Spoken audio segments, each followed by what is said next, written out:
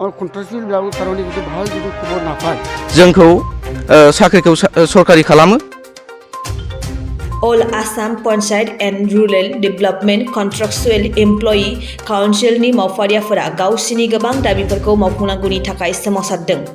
आसाम नाङै गुबुन-गुबुन जायगाफोराव धरना होनाय बादिनो क'क्राझार जिल्लानि सिङाव थानाय क'क्राझार डेभेलपमेन्ट ब्लक मावख'नि दरखं मोखाङाव गासै मोन 6 दाबिफोरखौ लानानै थांनाय सानखालिनिफ्राय कन्ट्रेक्चुएल मावफारियाफोरा सोमावसारनाय हाबाफारि जागायदों।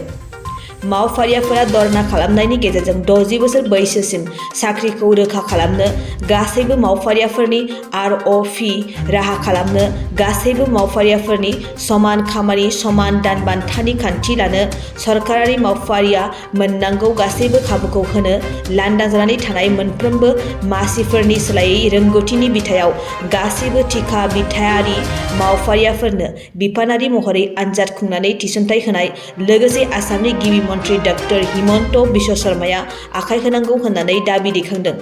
जोङो गथाय माने आसाम नाङैनो बे P&Rd डिपार्टमेन्टआव जोङो कन्ट्रेक्चुअल बेसिसआव मावो। जोङो 2009 सननिफ्रायनो बे P&Rd डिपार्टमेन्टआव कन्ट्रेक्चुअल बेसिस हिसाबै सार्भिस होबोगासिनो।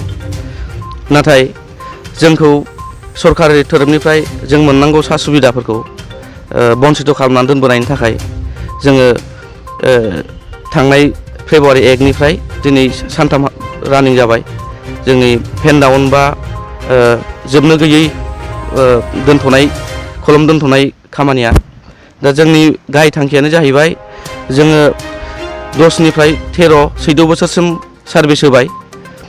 बाखि डिपार्टमेन्ट जेरैहाय health mission, national health mission आरो सर्ब शिक्षा बिसोरो 10 बोसोर जानायफोरखौ माने समजों लोगोसे एखे खामानि एखे बेथन होबोजोब्बाय। नाथाय जोंनि डिपार्टमेन्टआव P&Rd डिपार्टमेन्टआव जोंखौ दासिमबो सरकारनि तरफनिफ्राय बेदि सुबिदाखौ जों मोनाखै। बेनि थाखायनो जोङो जोबनो गैयै कलम दोनथ'नाय खामानिखौ जोङो आरम्भ खालामदों 1 थारिख फेब्रुवारिनिफ्राय।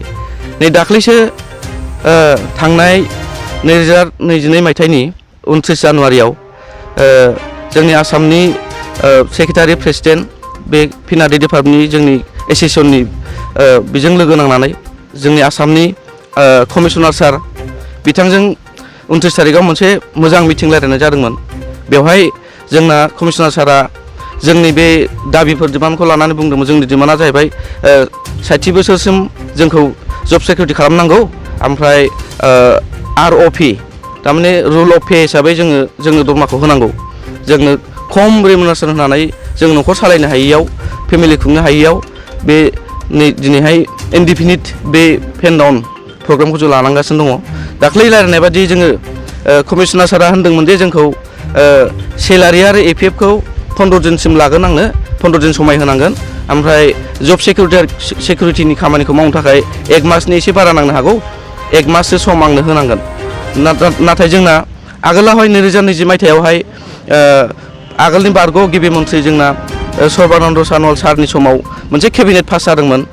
बे केबिनेट पासआ जाहैबाय 10 बोसोरसिम जानायखौ 60 बोसोरसिम जब सिकिउरिटि होनायनि केबिनेटआ पास खालामदोंमोन। बेखौ ससियेल मिडियाआव निउसाव भाइरेल जादोंमोन। जोंना बे साहसि मन्थ्रि जोंना चन्द्रमन पाटवारी सारा गावनि डिक्लेयार खालामसै। ओंखायनो नै दाख्लैनि आरोबाव 29 जानुवारियाव रायज्लायनायजों लोगोसे आगोलनि केबिनेटआव पास खालामखानाय हाबाफारिखौ मावना होआखै, जोंखौ नेग्लेक्ट खालामदों। आरोबाव दाख्लै 29 थारिखआव कमिशनार सारा गोबावद्राय सम लानायनि थाखाय जोङो सारा आसाम नाङैनो नैबे पेन डाउन बे हाबाफारिखौ जोङो जेलानाखि सरकारा जोंखौ रायज्लायनो लेंहरा बा जोंनि दाबिफोरखौ पुरन खालामनो मोनसे आसा होआ, जों खालामलांबाय थागोन पेन डाउनखौ। एखे नंगौ, जोङो दानि डक्टर हिमन्त बिश्व शर्मा सार चिफ मिनिस्टार बिथांखौ जोङो गोसो गुरैयै माने खावलायनो लुगैयो जाहाथे जोंनि नैबे डिमान्डखौ माने फुल सापर्ट होनानै जोंखौ साख्रिखौ सरकारि खालामो आरो माने जा डिमान्ड रेगुलार साख्रि मावग्राफोरजों समान बेथन मोननो हानाय जोंखौ सुबिदा होयो। आङो बेखौनो जोंनि आसामनि गिबि मन्थ्रिसिम खावलायहरनाय थाबाय। P&Rd ডিপাৰ্টমেণ্টত গোটেই অসম নিজৰ উন্নয়ন খণ্ডত আজি এই ধৰ্মঘট আৰু কৰ্মবিৰোধী সেই কাৰ্যসূচী আমি পালন কৰি আছে। আমাৰ যি দাবী মেইন দাবীটো মানে পূৰণ নোহোৱাৰ কাৰণে আমি সেই কাৰ্যসূচী আমি ফেন ডাউন কাৰ্যসূচী কামটো আমি পালন কৰি আছে। আৰু যেতিয়ালৈকে আমাৰ ডিপাৰ্টমেণ্ট পৰা আমাৰ কণ্ট্ৰেক্টচুৱেলবিলাকৰ কাৰণে যদি ভাল যদি খবৰ নাপায় বা আমাৰ 60 বছৰলৈকে বা আমাৰ চাকৰিবিলাক নিয়মীয়াকৰণ নকৰে তেতিয়ালৈকে আমি এই কৰ্মবিৰোধী যাতে সুচাৰুৰূপে যাতে কাৰ্যকৰী হয়, গভৰ্ণমেণ্ট ফালৰ পৰা আমাক যাতে ভাল ৰেছপন্স দিয়ে, আমাৰ চাকৰিবিলাক নিয়মীয়াকৰণ কৰে, সেইকাৰণে আমি এই আমাৰ ফেন ডাউন কাৰ্যসূচীটো আমি কৰিছে। আৰু আমি চৰকাৰক গভৰ্ণমেণ্ট অফ আসাম আমি অনুৰোধ কৰে যাতে আমাৰ গোটেই অসমৰ যিমানবোৰ কণ্ট্ৰেক্টচুৱেল আছে P&Rd ডিপাৰ্টমেণ্টত যাতে চাকৰিবিলাক নিয়মীয়া কৰে, তাৰ কাৰণে চৰকাৰক আমি অনুৰোধ কৰিছে।